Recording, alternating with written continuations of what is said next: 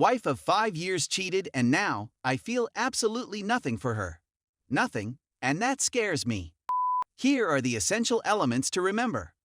Wendy, my wife, 34, and I, 32, met via mutual acquaintances 7 years ago, dated for 2 years, and have been married for 5 years, just after I finished law school. Working as an associate at my company for the first 2 years of our marriage required me to put in 60 hours each week. That dedication has paid off, and I am achieving success in my professional life.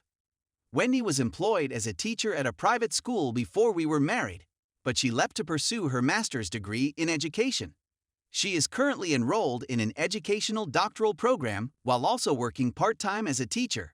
Due to my desire to pay off my college loans as quickly as possible, this was something of a financial strain, but we managed to make it work. When my wife and I first started dating, she was working on an old laptop. It was hidden in a box in a closet, which I only located after digging around. She said that the computer had crashed and was no longer functional. I connected it to my computer and tried to turn it on. Nothing. When Wendy and I first met, she snapped photos of everything, particularly selfies of herself with other people. I took the hard drive out of the computer and searched through it, knowing she had some photos of the two of us from that time period. It seemed to be in order. The problem must be located somewhere else. Before inserting it into a SATA connection linked to my PC, I had to wait till she had left for her sister's house, since I wanted to surprise her with pictures from when we first started dating each other. The place was littered with photos. A number of photos are included. Some of the photographs showed us on dates, laughing and smiling. I was flooded with wonderful recollections as a result of their presence. There were, however, other images of her with other people in the collection. I have a specific memory of a certain person. Bob was his given name, and Wendy had been dating him prior to my meeting him. There were a number of images of her and Bob in the album. Considering I just intended to capture shots of the two of us, I decided on the simplest approach. Categorize them by date, presuming that the most current images would be of just us. I discovered, however, that when I sorted them by date, numerous of her images with Bob were grouped together with photos of the two of us. I began looking through the photos one by one and noticed that she was wearing a necklace/locket that I had given her for her birthday the second year we had been dating, which I had purchased for her the previous year when they were embracing and kissing. It was only possible because I borrowed money from my brother. Upon closer inspection of the photographs, I saw a pattern. On days and weekends when school required my full focus, when she went to her mother's house or went to her sister's place to provide me with peace and quiet, she was meeting up with Bob behind my back. I was outraged at the time. It seemed as if fire ants were nibbling on my brain, heart, and intestines at the same time as I was walking. I was on the verge of breaking through the walls when something went wrong and I became numb. I began to perceive and think in a very cold, analytical manner, which I continue to do. I put all of her images, not just the ones I'd seen, on a flash drive and took them with me. I packed my luggage, bought some suits, and traveled across town to my brother's house to stay for a few days. With a snapshot of her kissing Bob displayed on the computer monitor, I left her laptop hard drive connected to my computer. The only thing I left behind was a sticky note with an arrow pointing to the necklace/locket I had given them as a gift.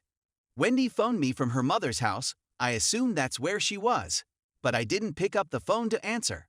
However, it wasn't until a few hours later, when she was most likely back in our apartment and saw the picture on the television, that she began to flood my phone with voicemails and text messages. I didn't give about any of them. Separation and divorce are topics that I've already covered with another colleague in the family law section.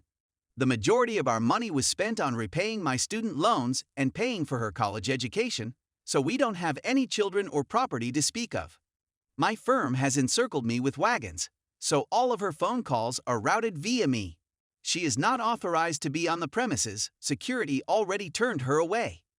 Fortunately, Wendy tracked me down at my brother's house, but he warned her over the phone that if she showed there, he'd unleash his Dobermans on her. He said she was crying, sobbing, and begging on the other end of the line. It didn't make me feel either sad or happy in any way. I didn't have any sensations. My marriage has come to an end. That's something. I've come to terms with. Nonetheless, it's been 2 days and I'm still not feeling well. There is no feeling of discomfort. There is no outburst of wrath. Nothing.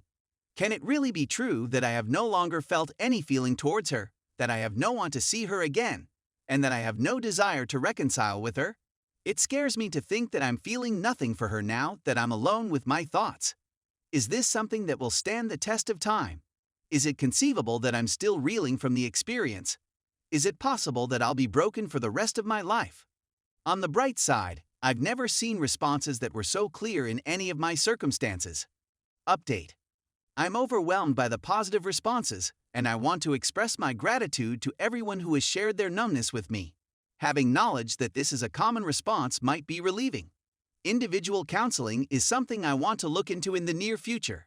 Gail, an employee at my business, who was in charge of my case, combed through the other images on the flash drive and located many in which Wendy is snuggling or kissing Bob, and in which the engagement ring I gave her is prominently shown.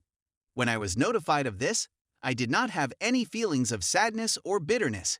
Instead, I felt ecstatic. I couldn't help but smile. Surprisingly, I inquired of Gail as to why this bad news had brought me such delight. Because it vindicates every decision I've taken since leaving. She maintains she is happy.